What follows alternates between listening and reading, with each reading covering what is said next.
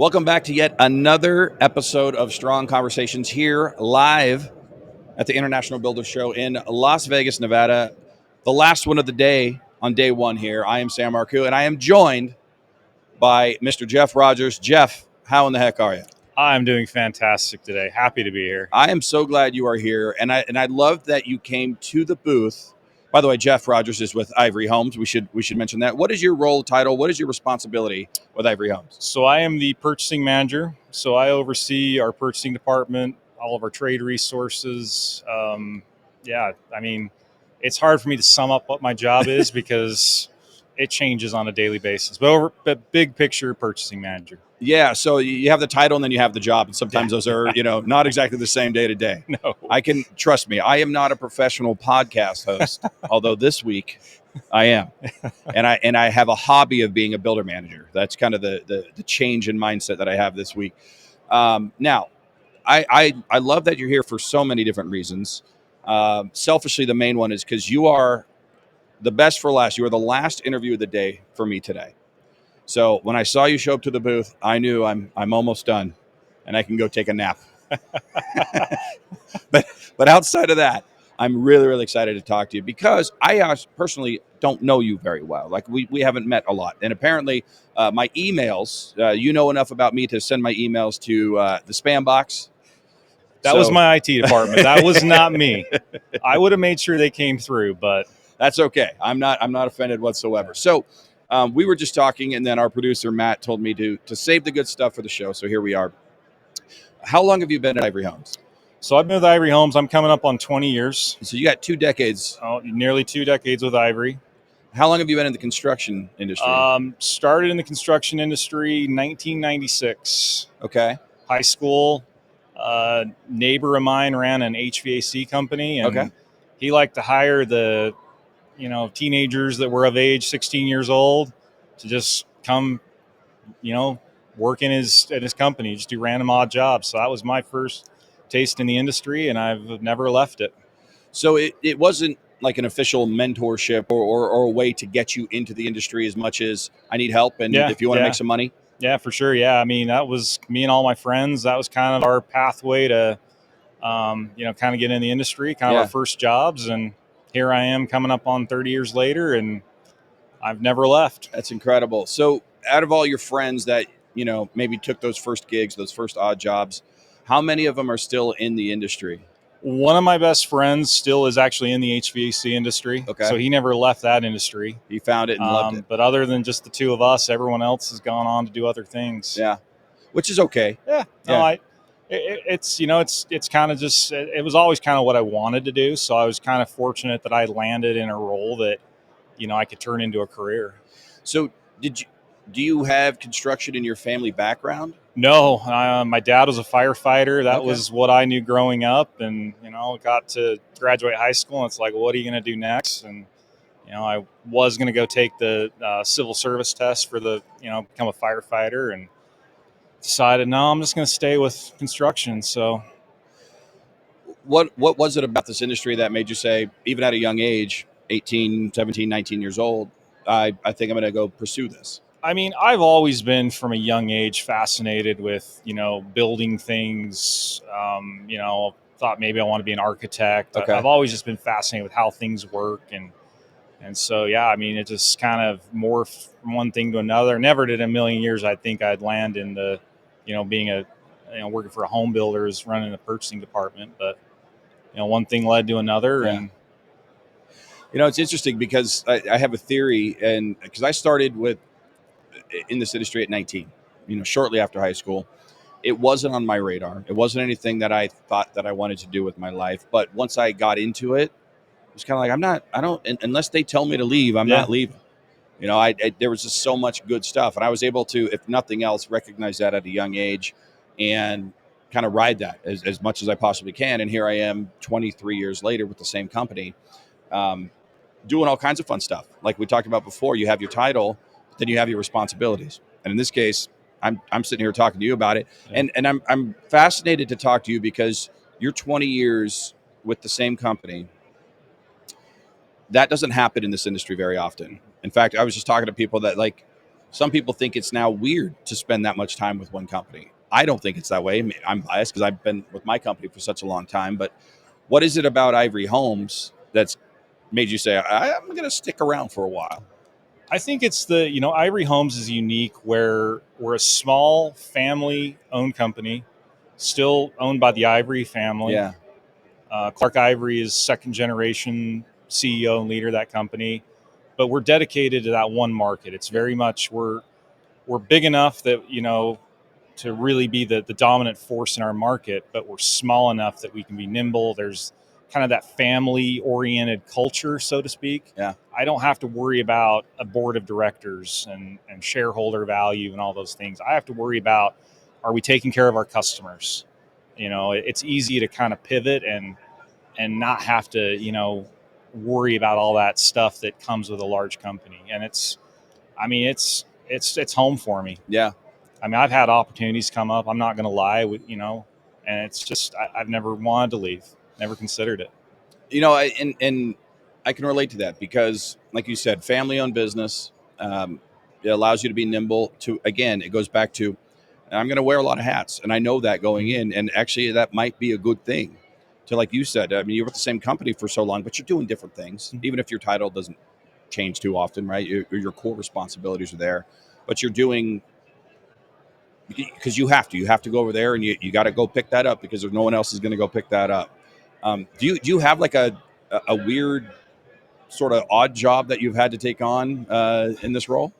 Yeah, I mean, just in this last year, we've been building out some new offices and design centers, and I mean, I had to learn how to, figure out how to source displays because that was stuff I've never had to do. Like, how do you build out a design center and get all your displays set up? Because, I mean, I've never had to do that before. So it's just weird things like that. I mean, I've kind of also dabbled in some of our software projects. Yeah. We have we build a lot of our own software with an outside developer, and I've kind of had to learn that. I'm not doing any coding or developing, but I've had to work with our developer on how we build the system. So it's always morphing into something else. Yeah, and I love it. That's what I think I enjoy. Is it's always something different, always something new. you get to wake up and go, all right, I'm gonna go figure out how to build a display center. Yeah.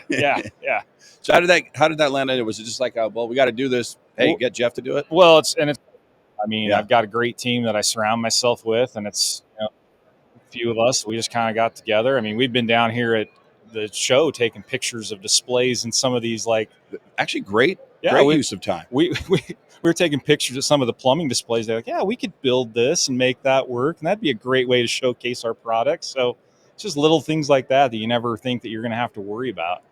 If you show up on the last day of the trade show, you might be able to they might just ship it to you because we're all just trying to get out of here. Yeah, just take it. For just sure. take it. You don't have to build it at all. Yeah.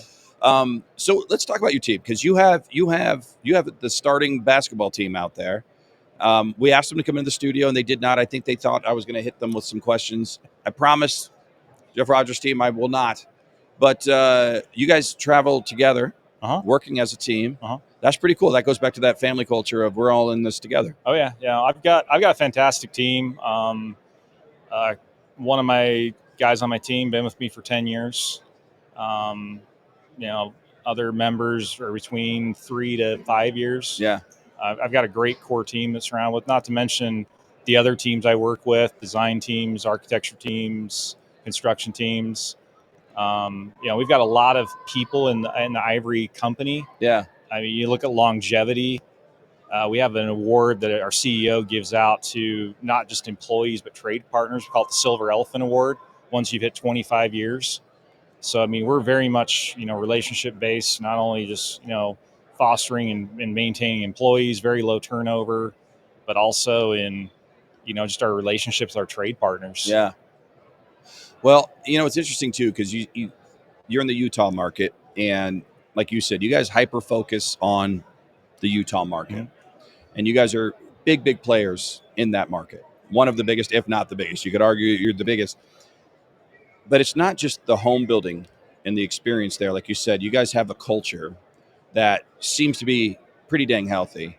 And outside of building homes, you guys are involved in just so many different things, from outreach and charity to just all of it. Are you involved in any way on that side of the business? I'm not involved in it. I mean, I get pulled in sometimes on special projects, but yeah, I mean, Clark Ivory's got a couple different foundations he's involved in, philanthropic endeavors. Also has a charity, or I guess it's a nonprofit called Ivory Innovations, Yeah. based in the University of Utah, where they're focused on looking at projects that can bring focus on housing affordability. And it might be building materials. How do we go out and change zoning laws, financing different things? So they have that whole group that they go out and do different projects, work with different universities, student projects, things like that. And it's fascinating to see that grow over the last few years.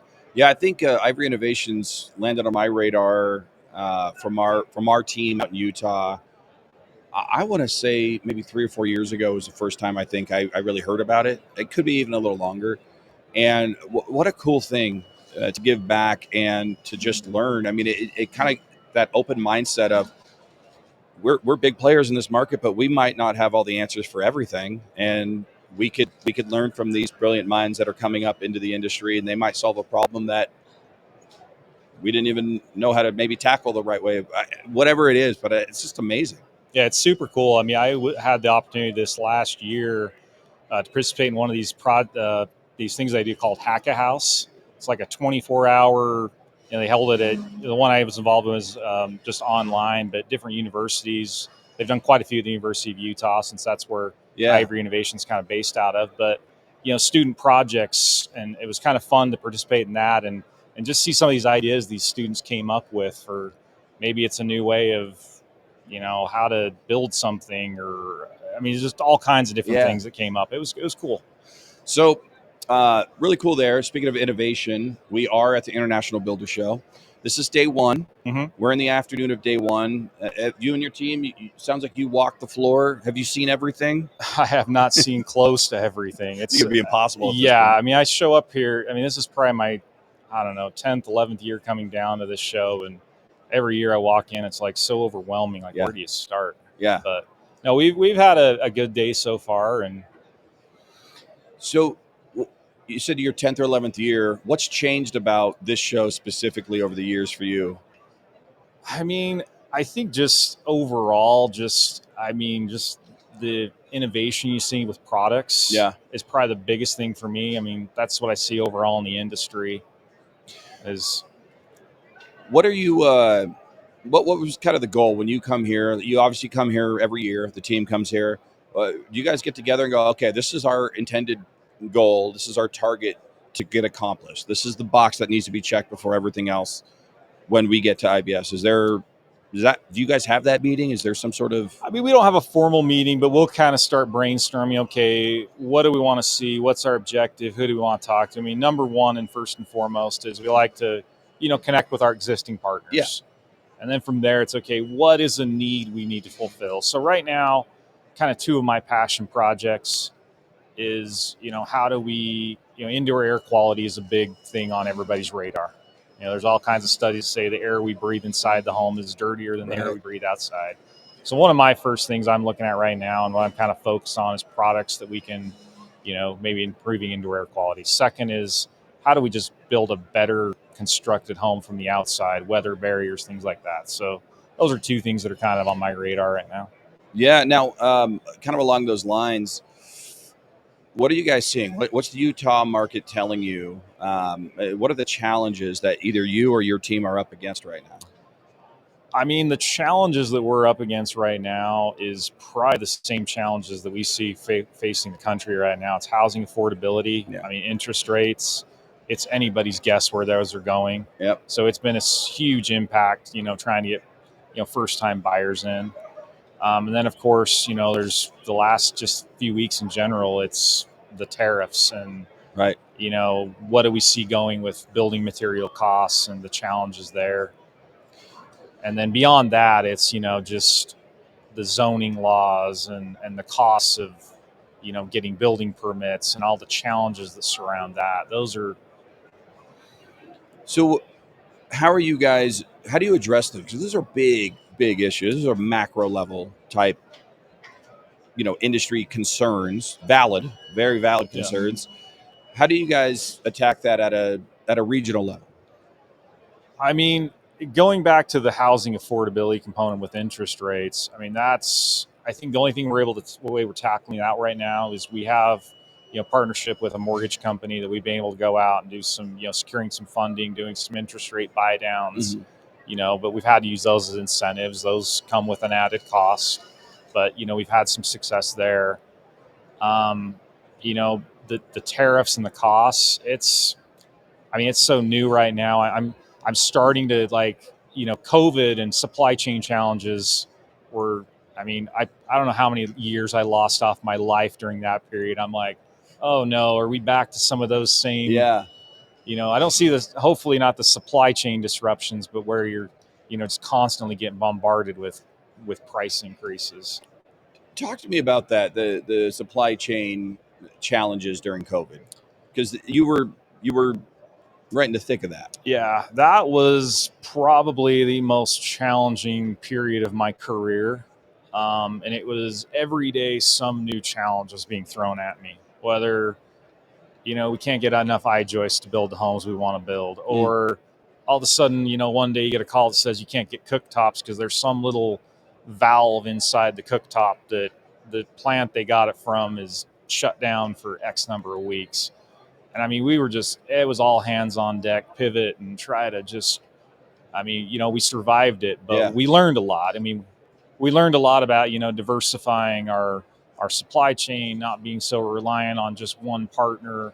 So there were a lot of lessons to be learned, but I don't ever want to go back there. Well, and I think that's the key takeaway of any challenge, and that was certainly a huge one. Yeah. Is what was the takeaway? What was the lesson or lessons learned? And you just said diversifying our portfolio when it comes to our supply partners or our supply chain or where we're sourcing materials or whatever it turns out to be, so that you have some redundancy in a good way. Um, so where if something falls, you're not completely falling all the way down. Is that the main lesson learned, or was there something that trumped that? That was probably the biggest lesson we learned. Yeah. We're very reliant on partnerships, and we've been a partner of Simpson for I don't know, 20 something years, and but also let's make sure we've got at least a backup plan if Yeah. something goes awry, and so that was probably the biggest takeaway from the COVID period. We talked about the challenges. We talked about what you guys are facing with regards to headwinds. Let's call it. Let's go the other way. Let's go. Let's finish strong on strong conversations here at IBS with Jeff Rogers from Ivory Homes. What are you guys looking forward to in 2025? What's the thing that you go, this is going to be fun? We've got a lot of exciting projects coming out of the ground right now. We're also, in a way, I think we're becoming more diverse in our product mix. Ivory Homes, for the longest time, we kind of started as an entry level home builder, then we moved into a move up builder, but now we're spanning the whole portfolio. So I think for us, we're seeing those higher end homes Yeah. become more customized, and a lot of stuff there. But then we're also, we're going to be building more townhomes this year than we've built before. So we're kind of hitting both ends of the spectrum. So trying to make sure we're covering both ends of the market, so to speak.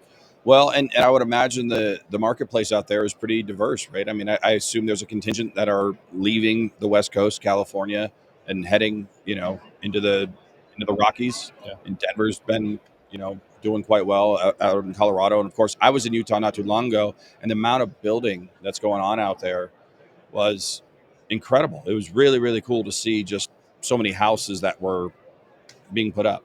So you guys are you seeing an influx of people, not just from California, but just surrounding states coming to Utah? Yeah, we've definitely seen an influx of people coming in. We're still one of the, I think, projected to be one of the largest, fastest growing areas. So yeah, still a lot of people coming in. Right on. Well, I don't have a lot more questions for you. I have a few questions, but I think I think where I'd like to go is I want to talk a little bit about again, the culture when it comes to Ivory Homes. And the importance of that is what's the number one thing? Like you said, it gives you that family touch. The culture is good. What's the number one thing that you would tell somebody coming into the industry? Maybe they have a similar story to yours where they're a teenager, they're picking up their first work from a local contractor. What would you tell somebody? What would you tell yourself, 25, 30 years ago, and say, this is what will help you navigate this industry? I mean, I think for me, it's just basic stuff. I mean, there's no job that, is beneath me as a person. I don't feel like just because I'm in the position I'm at today that I don't need to do some of the grunt work. I think it's just, you need to be willing to just put your head down, work hard, put in what it takes to, get the job done. Yeah. I mean, I really, yeah, I think that's probably what I would say is it's just basic advice. Well, it's advice that people need to hear. Yeah. So I appreciate you doing that. I appreciate you being on the show. Last question. I don't know if you're a gambling man or not, but we are in Las Vegas. I've been asking everybody this question, so I'd like to get your take on it. You could win $1 million. You get to pick the game, one of the casino games here in Las Vegas. What game are you playing and why? What game am I playing and why? Well, I mean, I do enjoy blackjack. Not very good at it, but it's a game I do enjoy. I don't know. Oh, man, why? Probably because it's one of the few casino games I understand. You understand. Yeah. I go and look at people playing craps, and I can't figure it all out. So I got to stick with something I understand. That's a good that is a good answer. Well, because I understand it. I don't know if I'm going to win, but I'm going to understand it. I understand enough to try to play it. But well, Jeff, thank you very much for being here on the Strong Conversations podcast. And thank you all for joining us here. We got more content coming on day 2 and day 3. Stick around. More to come.